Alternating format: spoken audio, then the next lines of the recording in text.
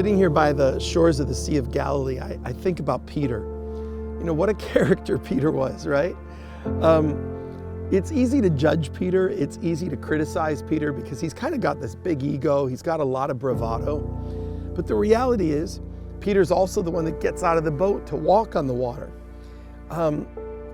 We talk about how Peter denied Jesus, but Peter at least was the one who was following close after because his heart was so broken about what was happening. He wanted to witness what was happening to Jesus.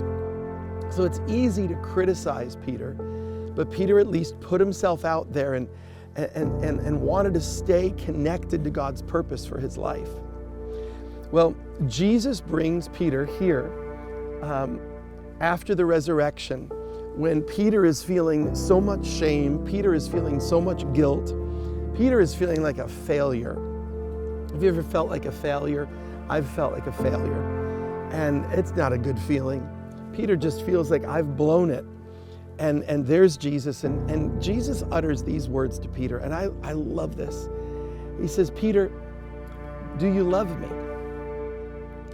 And it's incredible. He doesn't say to Peter, Peter, are you going to serve me? Peter, are you going to lead my people?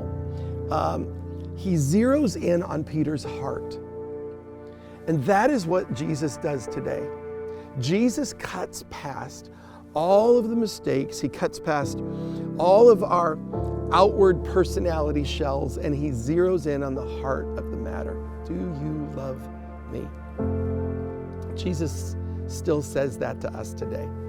Sitting here on the Sea of Galilee, in the midst of our failures, in the midst of our mistakes, in the midst of our problems, he says, do you love me?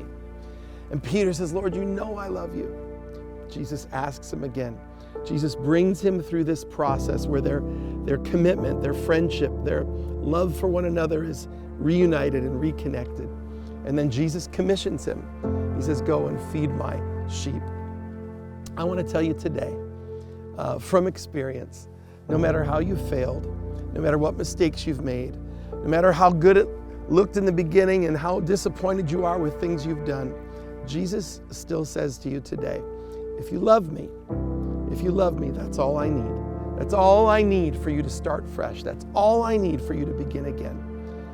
Affirm your love for him and watch him say to you, I'm going to make you a part of my purpose.